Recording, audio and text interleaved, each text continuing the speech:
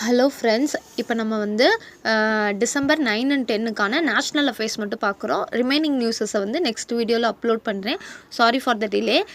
கண்டினியூவாக போகணுன்னு தான் ஆசைப்பட்டேன், ஆனால் என்னால் பண்ண முடியல. இனிமேல் அந்த ரீசன் சொல்லாமல் I will continue my best. இப்போ வந்து நேஷ்னல் அஃபேர்ஸ் மட்டும் பார்க்க போகிறோம். கீ பாயிண்ட்ஸ் மட்டும் பார்ப்போம். ரொம்ப இன்டெப்த்தாக வேணாம், நம்ம கீ பாயிண்ட்ஸே மறந்துடுறோம். அதுதான் நம்ம செய்கிற பெரிய மிஸ்டேக். கண்டினியூஸ் ரிவிஷன் நம்மளுக்கு கண்டிப்பாக ஒரு குட் மார்க்கில் போய் ரீச் பண்ண வைக்கும். இப்போ ஃபஸ்ட்டு நியூஸ் பார்ப்போம். ஃபஸ்ட்டு நியூஸ் என்னது? எர்த் சம்மிட் அப்படின்லாம் பார்த்தோம்னா அது எத்தனாவது எடிஷன், அது வந்து ரொம்ப முக்கியம். இப்போ எடிஷன் அப்படின்னு பார்த்துக்கிட்டோம்னா எடிஷனில் செகண்ட் எடிஷன், கரெக்டாக செகண்ட் எடிஷன். அது போக இதை யார் இனாக்ரேட் பண்ணா அப்படின்னா அமித்ஷா வந்து நம்மளோட home minister, ministry of corporation, இவங்க ரெண்டு மினிஸ்டருமே அவர் வந்து இனாக்ரேட் பண்ணாங்க. சரி, ஒரு மீட்டிங் நடந்திருக்கு, ஒரு சம்மிட் நடந்திருக்கு அப்படின்னா இது வந்து எர்த் சம்மிட். இது எங்கே நடந்துச்சு அப்படின்றது ரொம்ப முக்கியம். இது எங்கே நடந்திருக்கு? காந்தி நகர், குஜராத்தில் இது வந்து நடந்திருக்கு. இதை ஆர்கனைஸ் பண்ணியிருப்பாங்க. கண்டிப்பாக ஆர்கனைஸ் பண்ணுறதுக்கு ஒரு ஆள் இருப்பாங்க. இதில் 2 பேர். யார்? நபார்டும் internet and mobile association of India, 2 பேர் சேர்ந்து இதை ஆர்கனைஸ் பண்ணியிருக்காங்க. எந்த இனிஷியேட்டிவ் கீழேனா சஹாகர் சாரதி அப்படின்ற இனிஷியேட்டிவ் கீழே வந்து லான்ச் பண்ணியிருக்காங்க. இதில் வந்து ஃபஸ்ட்டு நம்ம இந்த மாதிரி பேர் நிறைய பேர் சஹாகர் இந்த மாதிரி நிறையா இது வந்து நம்மளுக்கு புரியாது, நம்ம மறந்துடுவோம், கன்ஃபியூஸ் ஆகும். எது மொபைல் ஆப், இது என்ன இனிஷியேட்டிவ் அப்படின்றதே மறந்துடுவோம். சஹாகர் அதனால நான் வச்சுக்கோங்க. சஹாகர் சாரதி இது வந்து என்னன்னா இது ஒரு விதமான 13 டிஜிட்டல் சர்வீஸ். ஓகேயா? இது என்ன செய்ய போகுதுன்னா ரிமோட் ஏரியாஸில் இருக்க பேங்கிங்ஸ்க்கு எல்லாத்துக்குமே டிஜிட்டல் சர்வீஸை கொண்டு போய் ரீச் பண்ண வைக்கணும் அப்படின்றது தான் இந்த சஹாகர் சாரதி இனிஷியேட்டிவ். ஓகேவா? இந்த இனிஷியேட்டிவ் கீழே தான் இந்த டிஜி கிஷான், கேம்பியன் சாரதி வெப்சைட்டை, கோஆபரேட்டிவ், அப்புறம் இந்த மாதிரி இந்த இதை ரீட் பண்ணிக்கோங்க. அவ்வளோதான். இதில் மொத்தம் ஆனால் எத்தனை பேங்கிங் சர்வீசஸ் இருக்குது, டிஜிட்டல் சர்வீசஸ் இருக்குன்னா 13 டிஜிட்டல் சர்வீசஸ். அது போக இந்த எடிஷன் வந்து காந்தி நகர், குஜராத்தில் நடக்குது. நெக்ஸ்ட் எடிஷன் வந்து டெல்லியில் நடக்க போகுது 2026. ஓகேவா? ரொம்ப ஈஸி தான். எர்த் சம்மிட் எங்கே நடக்குது, எத்தனாவது எடிஷன், யார் இனாக்ரேட் பண்ணுறா, யார் ஆர்கனைஸ் பண்ணுறா, எந்த இனிஷியேட்டிவுக்கு இல்லை, அவ்வளோதான். இது ரொம்ப பெரிய இதெல்லாம் கிடையாது. இது மட்டும் தெரிஞ்சுக்கோங்க போதும்.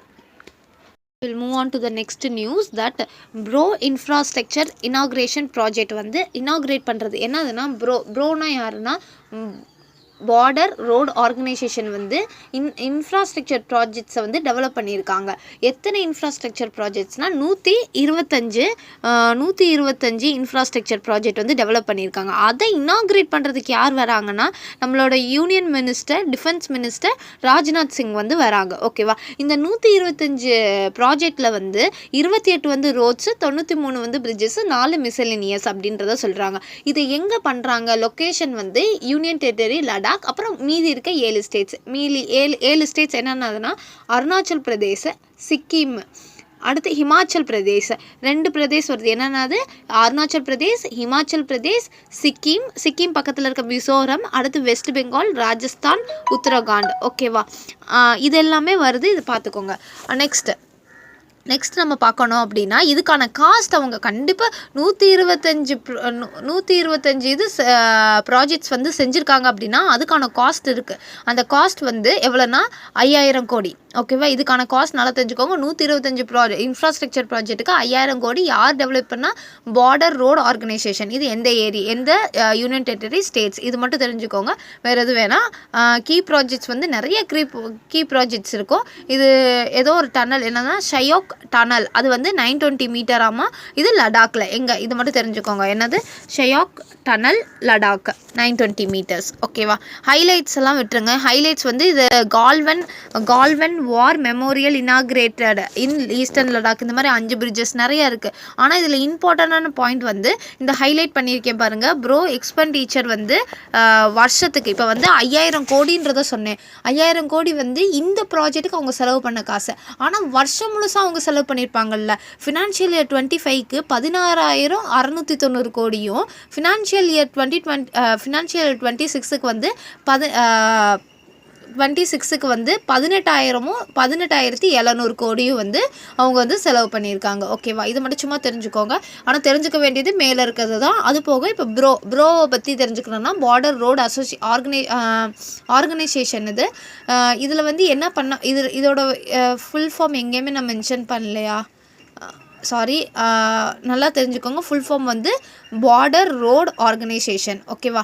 அது வந்து எக்ஸ்டாப்ளிஷ் ஆனது வந்து 1960 1960. இதோட ஹெட் குவார்ட்டர்ஸ் வந்து நம்ம நியூ டெல்லி. டைரக்டர் ஜெனரல் யாருன்னா ரகு ஸ்ரீனிவாசன். நல்லா இதை வந்து ரிவைஸ் பண்ண நம்மளுக்கு கண்டிப்பாக ரிவைஸ் ஆகும். இப்போ ஆர்ஆர்பின்னு கேட்டால் 1935 அப்படின்னு நம்ம டக்குன்னு சொல்லுவோம். எஸ்பிஐன்னு கேட்டால் 1955 அப்படின்ற மாதிரி கடகடன்னு சொல்லுவோம். அதே மாதிரி நம்ம வரணும். இதையும் கேட்டால் நம்ம சொல்ல தெரியணும். அந்த அளவுக்கு நம்ம கண்டினியூஸ் ரிவிஷன் இருந்தால் வந்துடும். 1960 நியூ டெல்லி, ரகு ஸ்ரீனிவாசன். ஓகேவா? Next news. இந்த நியூஸ் புரிஞ்சிச்சுல. இப்போ தேர்ட் நியூஸ் வந்து இது ஒரு சமிட். இது என்ன சமிட்னா குளோபல் லீடர்ஸ் சமிட். இது எங்கே நடக்குது அப்படின்னா குளோபல் பெல் வந்து யார் அடிச்சுக்கிட்டு வருவா? பூரி விற்கிறவங்க வச்சுட்டு வருவாங்க அப்படி நம்ம வச்சுக்கோங்க. அதனால் பூரி ஒடிசா. இது வந்து சும்மா ஹிண்ட்டு தான். நானே படிச்சுட்டு யோசித்து பார்த்தப்ப எனக்கே ஞாபகம் இல்லை. அதனால் ஹிண்ட் வச்சு கொஞ்சம் படிச்சுக்கோங்க. குளோபல் எனர்ஜி சமிட் எங்கே நடக்குது? பூரி ஒடிசா.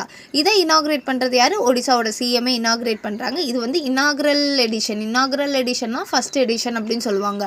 இதோட தீம் பார்த்துக்கோங்க. Empowering India, sufficiency balance innovation. ஓகேவா? இதை ஆர்கனைஸ் பண்ணுறது கண்டிப்பாக ஒடிசாவில் நடந்தால் கவர்மெண்ட் ஆஃப் ஒடிசா பண்ணுறாங்க. அடுத்து வந்து யார் பண்ணுறா? அடுத்து வந்து Tony Blair institute for global change. இது வந்து லண்டன் யூகே. இதை நல்லா தெரிஞ்சுக்கோங்க. டானி பிளர் அப்படின்னா டிபிஐ லண்டன் யூகே 2 பேர் சேர்ந்து பண்ணுறாங்க. கவர்மெண்ட் ஆஃப் ஒடிசாவும் டிபிஐ லண்டன் யூகேவும் சேர்ந்து பண்ணுறாங்க. இது எந்த கண்ட்ரியை சேர்ந்த கம்பெனின்னு கேட்குறாங்க இப்போ. அதனால் அந்த மாதிரி தெரிஞ்சுக்கோங்க. London UK. இதோட அப்ஜெக்டிவ் எதுக்காண்டு இந்த சம்மிட் நடக்குது அப்படின்னா 2 பேத்துக்கும் வந்து ஒரு national platform collaboration of energy டிரான்சிஷனுக்காண்டி இது வந்து நடக்குது. ஓகேயா? இந்த மீட்டிங் அப்போ இந்த குளோபல் எனர்ஜி லீடர்ஸ் சம்மிட் அப்போ என்ன செய்கிறாங்கன்னா டிராஃப்ட் பூரி டிக்ளரேஷன். நல்லா நினச்சிக்கோங்க. பூரியில் நடக்கிறதுனால puri declaration. Clean energy transition. Clean energy அப்படின்னா என்னன்றது தெரிஞ்சுக்கோங்க. க்ளீன் எனர்ஜினா நம்மளுக்கு எனர்ஜி ப்ரொடியூஸ் ஆகுது.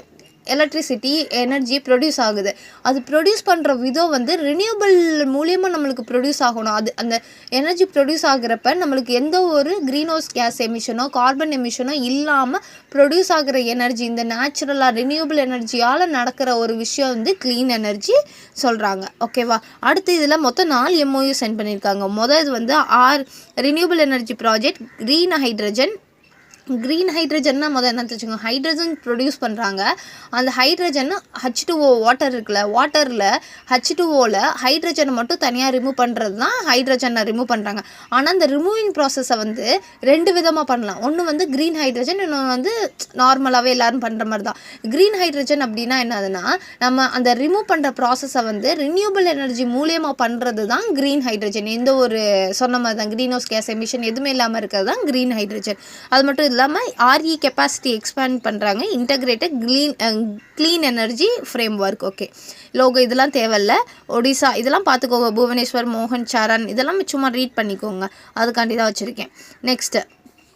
Next news. இது புரிஞ்சிச்சுல. குளோபல் எனர்ஜி லீடர்ஸ் சம்மிட் எங்கே நடக்குது? ஒடிசா, பூரி ஒடிசா. அதோட தீம் என்னன்றதை பார்த்துக்கோங்க. யார் ஆர்கனைஸ் பண்ணுறாங்க, அவ்வளோதான். இது ரொம்ப முக்கியம். இது மட்டும்தான். அடுத்து வந்து நெக்ஸ்ட் நியூஸ். ராஜஸ்தான் வந்து என்ன அச்சீவ் பண்ணியிருக்காங்க அப்படின்னா 100% டிஜிட்டலைசேஷன் ஃபார் ஓட்டர்ஸ் ரோல். அப்படி என்னதுன்னா அங்கே கண்ட்ரியில் எலிஜிபிலிட்டி கேண்டிடேட்ஸ் இருப்பாங்க. அந்த கேண்டிடேட்ஸ் யாருன்னா 5.46 crores வந்து எலிஜிபிலிட்டி கேண்டிடேட்ஸ். அவங்க எல்லாரையுமே டிஜிட்டலைஸ் பண்ணிட்டாங்க. இந்த மாதிரி இருக்காங்க அப்படின்றத எப்படின்னா பேப்பர்லெஸ்ஸாக டிஜிட்டலைஸ் பண்ணனால 100% நம்ம இந்தியாவில் ராஜஸ்தான்ற ஸ்டேட்டு தான் டிஜிட்டல் ஆயிருச்சு. இதுக்கு கீழே அப்படின்னா எதுக்கு கீழே டிஜிட்டலைஸ் பண்ணியிருக்காங்கன்னா ஸ்பெஷல் இன்டென்சிவ் ரிவிஷன். அப்படின்னா ஒன்றும் இல்லை. ஸ்பெஷல் இன்டென்சிவ் ரிவிஷன்னா சிலருக்கு எலிஜிபிலிட்டி இந்த வருஷம் தான் வந்திருக்கும், அவங்களையும் சேர்த்துருந்துருப்பாங்க. சில பேருக்கு டீஸ்ட் எப்படின்னா இல்லாமல் இருந்திருப்பாங்க, அவங்கள எடுத்து விடணும். இந்த மாதிரி எல்லாத்தையுமே அவங்களோட ஐடி ப்ரூஃப் எல்லாமே கரெக்டாக இருக்கா, பழசுக்கும் இப்போ கொடுத்துருக்கிறதுக்கு எல்லாத்துக்கும் மேட்ச் ஆகுதா அப்படின்றது தான் வந்து ஸ்பெஷல் இன்டென்சிவ் ரிவிஷன். ஓகேயா? இதில் வந்து என்ன சொல்கிறாங்கன்னா மேப்பிங் அப்படின்னா என்னதுன்னா மேப்பிங்னா அதுதான் கொடுத்துருந்தது இப்போ கொடுத்துருக்கதும் கரெக்டாக அப்படின்னு அவங்ககிட்ட இருக்க கண்ட்ரியில் எலிஜிபிலிட்டியான கேண்டிடேட்ஸ் 100%ல் வந்து 97% வந்து மேப்பிங் முடிச்சுட்டாங்க. மீதி இருக்க 3% அவங்க ஓட்டு போடுறப்ப வரப்போ அவங்க கரெக்டான ப்ரூஃப் எடுத்துகிட்டு வரணும், அவங்கள ஐடென்டிஃபை பண்ண முடியலை அப்படின்றத சொல்லியிருப்பாங்க. இது மட்டும்தான், மீதிபடி வேறு எதுவும் தேவை கிடையாது. இது வந்து அவங்களோட டேட்டு. ஆனால் நம்ம ராஜஸ்தான் வந்து 100% டிஜிட்டலைஸ் ஃபார் ஓட்டர் ரோல்ஸ். இது மட்டும் நல்லா ஞாபகம் வச்சுக்கோங்க. அவ்வளோதான். ஓகே, அடுத்து வந்து இது சிம்பிள் நியூஸ் தான். பதஞ்சலி குரூப்ஸ். பதஞ்சலி பார்த்துட்டு போன மேட்ச்சில் பதஞ்சலி வந்து ரஷ்யன் கவர்மெண்ட்டோட இனாக்ரேட் பண்ணுறாங்க. எதுக்குன்னா ரஷ்யா வந்து நம்மளை மாதிரியே ஹெல்த்துக்கு அவங்கள பொறுத்த வரைக்கும் ஹெல்த்து, வெல்னஸ் சர்வீஸ், ஸ்கில்லு, இந்த மாதிரி எல்லாத்தையும் ப்ரொமோட் பண்ணுறதுக்காண்டி தான். Promote health, wellness, yoga, Ayurveda இந்த ரஷ்யாவில் கொண்டு வரதுக்காண்டி யார் பதஞ்சலி ரஷ்யா கவர்மெண்ட்டும் வந்து எம்ஓயு சைன் பண்ணியிருக்காங்க. இது சிம்பிள் நியூஸ் தான். அடுத்து இப்போ 6th நியூஸ் என்ன பார்க்க போகிறோன்னா, India's nuclear power generation capacity. First India புரியுது. நியூக்ளியர் பவர்னால் என்னன்றது தெரிஞ்சுக்கோங்க. நியூக்ளியர் பவர்னால் தெரியும், ஏதோ ஒரு எலக்ட்ரிசிட்டி, ஏதோ ஒரு form of energy is called as power. கரெக்டாக, ஏதோ ஒரு ஃபார்ம் ஆஃப் எனர்ஜி தான் பவர். நியூக்ளியர் பவர் அப்படின்னா 2 ஆட்டம்ஸ் வந்து என்ன செய்ய போகிறாங்க, 2 ஆட்டம்ஸ் பிரியிறப்பையோ இல்லை ஒன்று செய்கிறப்பையோ ஃபியூஷன் ஃபிஷன் சொல்லுவாங்க. அந்த ப்ராசஸ் அப்போ நடக்கிற அது மூலயமா ப்ரொடியூஸ் பண்ணுற ஹீட்டு தான் நியூக்ளியர் பவர் அப்படின்னு சொல்கிறாங்க. அப்போ அந்த இது வந்து இந்த ப்ராசஸ் வந்து எப்படி நடக்குதுன்னா க்ளீனாகவும் எப்படி எஃபிஷியன்சியோடு நடக்கும். ரினியூபிள் எனர்ஜி வச்சு மட்டுமே செய்கிற விஷயந்தான் இது. அதனால தான் இது நியூக்ளியர் பவர். அப்போ இதோட கெப்பாசிட்டியை நம்ம இன்க்ரீஸ் பண்ணணும். இதோட கெப்பாசிட்டியை நம்ம இன்க்ரீஸ் பண்ண கார்பன் எமிஷன்ஸ் வந்து குறையும். இதுதான் வந்து லாஜிக்கலாக இதுக்கான ஸ்டெப் அவங்க எடுக்கிறாங்க. நியூக்ளியர் பவர்னால் புரிஞ்சிச்சு உங்களுக்கு. நெக்ஸ்ட் வந்து இப்போ நம்ம எவ்வளோ கெப்பாசிட்டி வச்சுருக்கோம், நியூக்ளியர் பவர் ஜென்ரேஷனோட கெப்பாசிட்டி எவ்வளோ ப்ரொடியூஸ் பண்ணி கெப்பாசிட்டி வச்சுருக்கோம்னா 8780 மெகாவாட் வச்சுருக்கோம். அதே 2026 9480 மெகாவாட், 2030 13,480. அதே எல்லாமே 80 முடியும். இதை நல்லா நம்ம வச்சுக்கோங்க. அடுத்து 2032 வந்து நம்மளோட டார்கெட் வந்து என்னவா இருக்குது அப்படின்னா, இப்போ நம்ம ஃபிக்ஸ் பண்ண டார்கெட் என்னவா இருக்குன்னா 2032 அப்போ 21,880 மெகாவாட், 21,880 மெகாவாட் வந்து நம்ம ப்ரொடியூஸ் பண்ணி வச்சுருக்கணும் அப்படின்ற மாதிரி சொல்லியிருப்பாங்க. நல்லா கம்பேர் பண்ணுங்கள். 2030 13, 2 வருஷத்தில் 21. ஓகே, அதே மாதிரி லாங் டேர்ம் கோல் இது ஏற்கனவே ஃபிக்ஸ் பண்ணது 100 ஜிகாவாட் வந்து நம்ம வந்து ப்ரொடியூஸ் கெப்பாசிட்டி வச்சுருக்கணும். எப்போ 2047. அப்போ தான் நெட் ஜீரோ கார்பன் எமிஷன் 2070 அப்போ நம்ம அச்சீவ் பண்ண முடியும் அப்படின்றத சொல்லியிருப்பாங்க. இப்படி நம்ம வந்து இந்த மாதிரி நம்ம வந்து கெப்பாசிட்டி இன்க்ரீஸ் பண்ணணுன்ற ஐடியாவுக்கு வரும். அதுக்கான பிளான்ஸ் நம்ம என்ன செய்கிறோம் அப்படின்னா 10 புதுசாக 700 மெகாவாட் கொண்ட ப்ரெஷரைஸ்ட் ஹெவி வாட்டர் ரியாக்டர்ஸ் வந்து இன்க்ளூட் பண்ண போகிறோம். ப்ரெஷரைஸ்ட் ஹெவி வாட்டர் ரியாக்டர்ஸ்னால் தெரியும் அந்த கெமிக்கல். ரொம்ப இன்டெப்த்தாக வேணால் தெரிஞ்சுக்கோங்க. 10 இது கொண்டு வர போகிறாங்க. அது மட்டும் இல்லாமல் ஸ்மால் மாடுலேட்டர் ரியாக்டர் கொண்டு வராங்க. பேர் என்னதுன்னா Bharat small modulator reactor 200 SRM 55. இதெல்லாம் சும்மா தெரிஞ்சுக்கோங்க, ரொம்ப வேணால். நம்மளோட கெப்பாசிட்டியோட ரேஞ்ச் ஞாபகம் வச்சுக்கோங்க, வருஷத்தை ஞாபகம் வச்சுக்கோங்க, அவ்வளோதான். நெக்ஸ்ட்டு வந்து ஜப்பானை சேர்ந்த ஜீரா அப்படின்ற ஒரு கம்பெனி. இதுதான் இருக்கிறதுலேயே பெரிய கம்பெனி. எதுக்கு அப்படின்னா இந்த பவர் ஜென்ரேஷன் நினைக்கிறேன், பவர் சம்மந்தப்பட்டது. ஜப்பானில் பெரிய கம்பெனி அது ஜீரான்றது. இப்போ இதில் என்ன சொல்ல வராங்கன்னா, நம்மளோட இந்தியாவை சேர்ந்த நம்மளோட இந்தியாவை சேர்ந்த டாரண்ட் பவர் லிமிடெட், ஓகேவா, டாரண்ட் பவர் லிமிடெட் அப்படின்றது வந்து என்ன செய்ய போகிறாங்கன்னா, அந்த கம்பெனி வந்து ஒரு எம்ஓயு சைன் பண்ணியிருக்காங்க. என்ன அதுக்குன்னா, நீங்கள் வந்து எல்என்ஜின்னா என்னதுன்னா லிக்விட்ஃபைடு நேச்சுரல் கேஸ் வந்து எங்களுக்கு 10 வருஷத்துக்கு லாங் டேர்ம், ஓகேவா, 10 வருஷத்துக்கு நீங்கள் சப்ளை பண்ணுங்க அப்படின்ற மாதிரி கேட்டிருக்காங்க. இது வந்து 10 வருஷம். யார் நல்லா தெரிஞ்சுக்கோங்க, நியூஸில் ஜப்பானை சேர்ந்த ஜீரான்ற கம்பெனி வந்து நம்ம இந்தியாவை சேர்ந்த டாரண்ட் பவர் லிமிடெட் அப்படின்ற கம்பெனிக்கு 10 வருஷத்துக்கு வந்து லிக்விடிஃபைட் நேச்சுரல் கேஸை வந்து சப்ளை பண்ண போகிறாங்க. அப்போ வருஷத்துக்கு எவ்வளோ பண்ண போகிறாங்கன்னா 0.27 மில்லியன் டன் வந்து நம்மளுக்கு வருஷத்துக்கு கொடுக்க போகிறாங்க, மில்லியன் டன். அப்போ 10 வருஷத்துக்கு கொடுத்துக்கிட்டே இருப்பாங்க. ஓகே 0.27 இதை வாங்கி இந்த டாரண்ட் பவர் லிமிடெட் என்ன செய்ய போகிறாங்க, அவங்க வச்சிருக்க இந்த கேஸ் பேஸ்டு பவர் பிளான்ஸ் அவங்க வச்சுருக்காங்க. அது வந்து எவ்வளோ மெகாவாட்டில் ஓடும்னா 2730 மெகாவாட்டில் இது ரன் ஆகுது. அதுக்கு நம்ம வந்து எல்பிஜி, நம்ம எப்படி பெட்ரோல் போடுறோம் அது மாதிரி எல்என்ஜி வந்து கொடுக்கணும்ல, கொடுக்கறதுக்காண்டி தான் இந்த ஃபியூவலை அவங்க வந்து வாங்குறாங்க. ஓகேவா, டாரண்ட். இதனால இந்தியாவுக்கு என்னதுன்னா, இந்தியாவுக்கு வந்து நம்மளே நம்ம இதை ப்ரொடியூஸ் பண்ணிக்கலாம். என்ன ப்ரொடியூஸ் பண்ணிக்கலாம்னா, இது வந்து கேஸ் பேஸ்ட் அப்படின்னா என்னதுன்னா, காற்று சுற்றி அந்த டர்பைன் சுற்றி நம்மளுக்கு எலக்ட்ரிசிட்டி ப்ரொடியூஸ் பண்ணுது. அதுக்கு நம்ம அந்த காற்று சுற்றாமல் டர்பைனை சுற்ற வைக்கிறதுக்கு நம்ம ஃபியூவல் ஊற்றணும். அதுக்கான ஃபியூவலை தான் நம்ம வந்து ஜப்பானில் இருக்க ஜீராட்டேருந்து நம்ம கேட்டு வாங்கியிருக்கோம். நம்மளுக்கு எக்ஸ்ட்ராவாக இருந்ததுன்னா இல்லை, அது ப்ரொடியூஸ் பண்ணுறது என்ன செய்யும்னா, அந்த டாரண்ட் வந்து ப்ரொடியூஸ் பண்ணுறதை நம்ம ஹவுஸுக்கு, வீட்டுக்கு, கடைகளுக்கு, கமர்ஷியல் பர்பஸ் எல்லாத்துக்குமே இது வந்து கொடுத்து அது லாபத்தை பார்த்துக்குறோம். ஓகேவா, ஓகே உங்களுக்கு இது புரிஞ்சிச்சுல. என்னது ஜப்பான் கொடுக்குறாங்க, ஜப்பானை சேர்ந்த சீரா வந்து நம்ம இந்தியாவை சேர்ந்த டாரண்ட் பவர் லிமிட்டெடுக்கு வந்து 10 வருஷத்துக்கு, நல்லா தெரிஞ்சுக்கோங்க, 10 இயர்ஸுக்கு வந்து கொடுக்க போகிறாங்க. எந்த வருஷத்துல இருந்து உடனே கொடுக்க போகிறாங்களா, 2026 கொடுக்க போகிறாங்களா, கிடையாது. அவங்க எப்போ இருந்து கொடுக்க போகிறாங்க, 2027 ஒன் செகண்ட் 2027 அவங்க கொடுக்க போகிறாங்க. ஓகே, இது புரிஞ்சிச்சுல. இதை நியூஸை நீங்கள் ரிவைஸ் பண்ணுங்கள், உங்களுக்கு கண்டிப்பாக ஞாபகத்தில் இருக்கும். நெக்ஸ்ட் நியூஸ் வந்து ஜென் டெக்னாலஜி அப்படின்ற டெக்னாலஜி வந்து ஒரு Indian defence training solution company. இது வந்து என்னது, ஜென் டெக்னாலஜி என்னது, ஒரு இந்தியாவை சேர்ந்த டிஃபென்ஸ் ட்ரெயின் பண்ணுற ஒரு சொல்யூஷன் கம்பெனி. இது வந்து 120 கோடிக்கு கான்ட்ராக்ட் சம்பனுக்கு யார் கூட அப்படின்னா, நம்மளோட மினிஸ்ட்ரி ஆஃப் டிஃபென்ஸோடையே தான் சைன் பண்ணியிருக்கு. எதுக்காண்டி அப்படின்னா, இந்தியாவிலே காம்பேக்ட் ட்ரைனிங் நோடு வந்து கொண்டு வர போகிறாங்களாமா. எங்கே அப்படின்னா, மத்திய பிரதேசில்.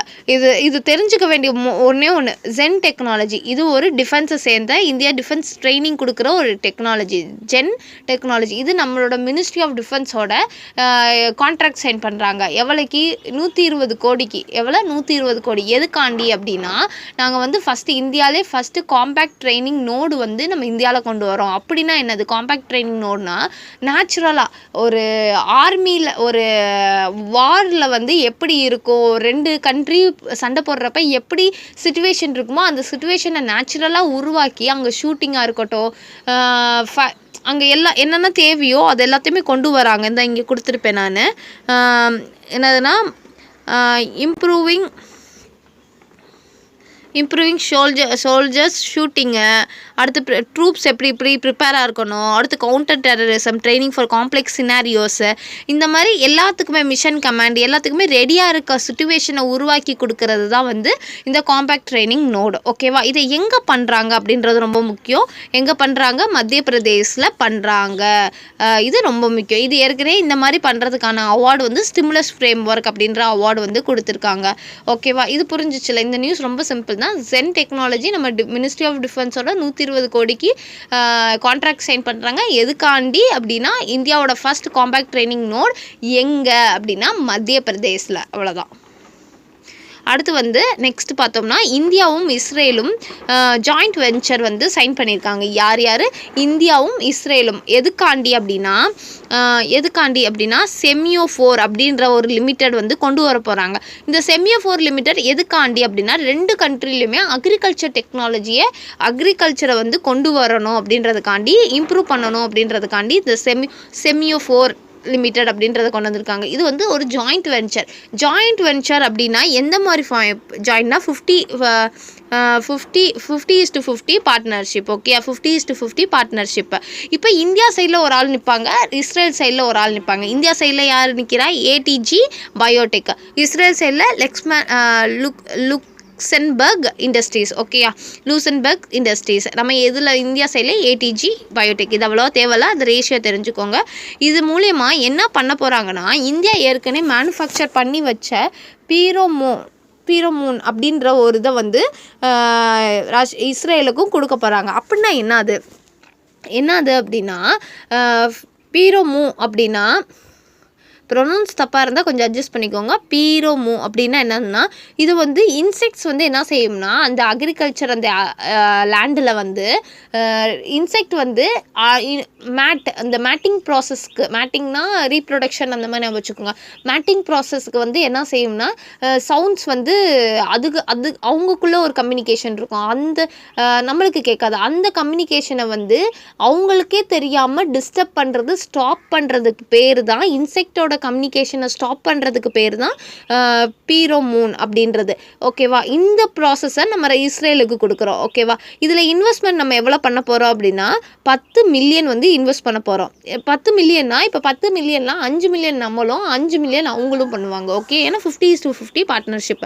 அடுத்து கோல் என்னது? இப்படி பண்ணுறனால அவங்களுக்கு என்னன்னா 80% ஆஃப் இன்செக்டிசைடை நம்ம வந்து இன்செக்டிசைடு வந்து அடிக்கிறோம்ல, மருந்துங்கள்லாம் அடிக்கிறோம்ல, அதில் 80% வந்து குறைச்சிடலாம். நம்ம இந்த இது யூஸ் பண்ணாலே மருந்து அடிக்கவே தேவையில்லை. அவங்களே டிஸ்டர்ப் ஆகி அந்த ஒரு மேட்டிங்கிறது ரீப்ரொடக்ஷன் நடக்கலைன்னா ஆட்டோமேட்டிக்காக ஸ்டாப் ஆயிரும் அப்படின்ற மாதிரி சொல்லியிருக்காங்க.